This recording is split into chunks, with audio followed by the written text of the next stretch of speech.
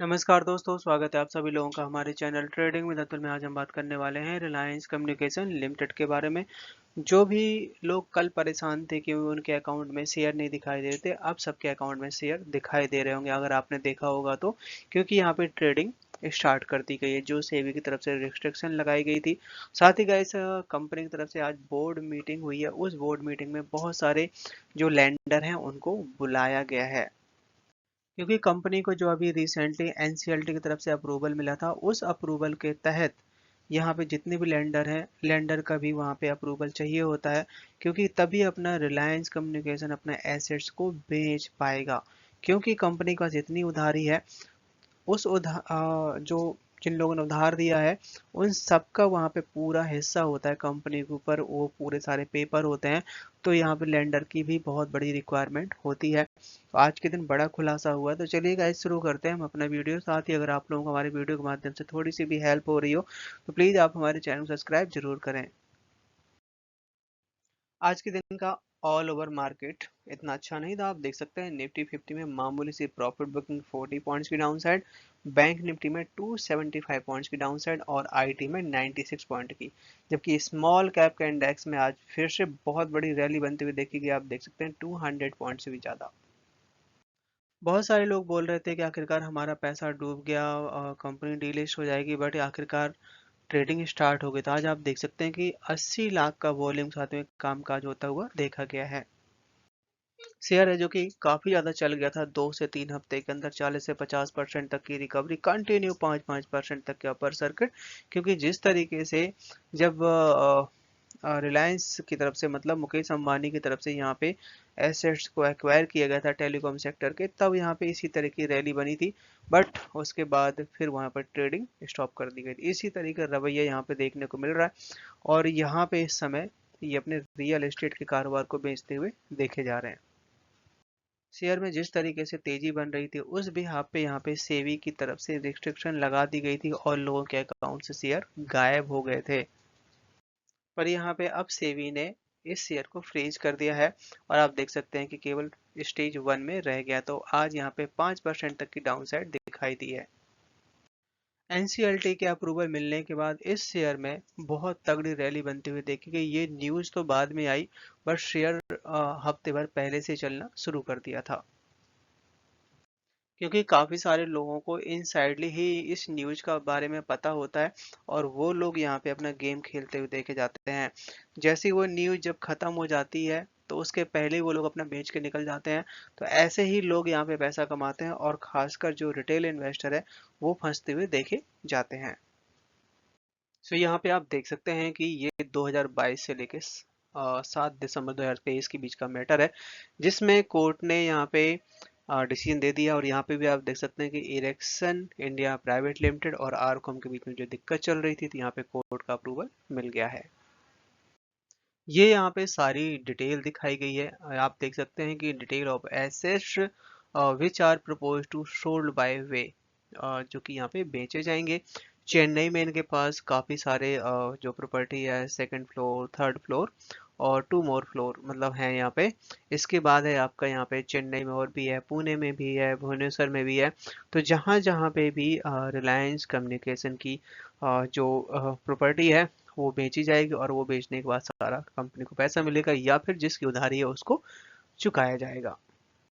सो यहाँ पे अब कंपनी की यहाँ पे 44 मीटिंग हुई है आज के दिन, और जितने भी इनके क्रेडिटर्स थे सबको बुलाया गया और इनको सारे का सारा डिटेल बताया गया कि कहाँ पे क्या बेचने वाले हैं। तो यहाँ पे उन सब के साइन हुए और अब यहाँ पे कंपनी अपना जो भी रियल एस्टेट का कारोबार है उसको बेच सकती है।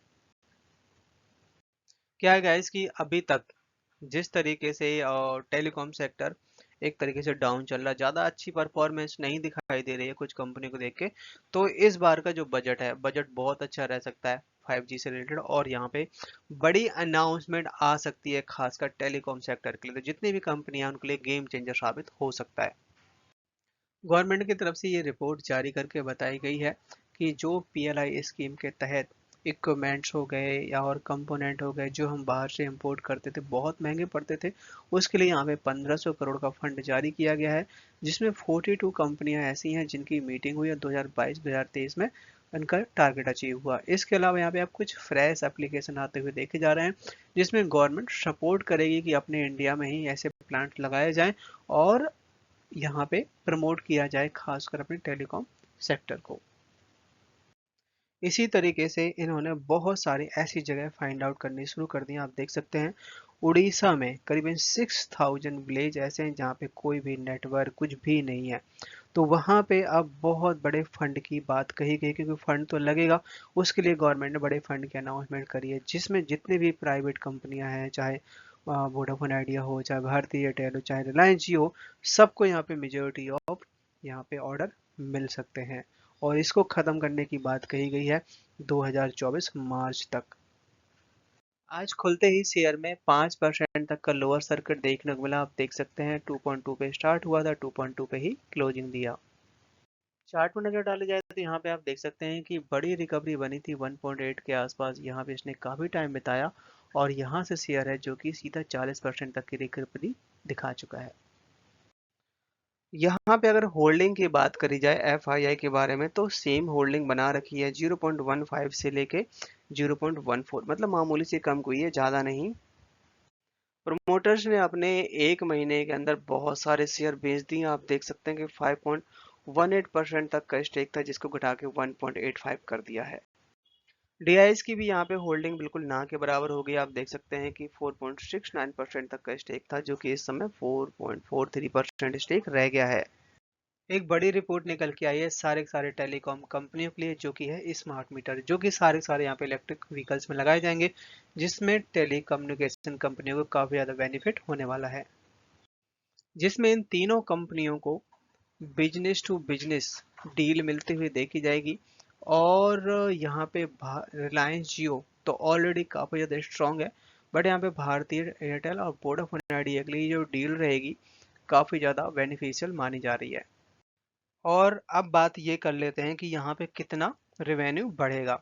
तो एज पर यहाँ पे जर्मनी के कोई यहाँ पे एक्सपर्ट हैं, उनकी इंफॉर्मेशन के हिसाब से इंडिया में 2023 तक 27 बिलियन डॉलर का यहाँ पे मार्केट बनने वाला है इसका।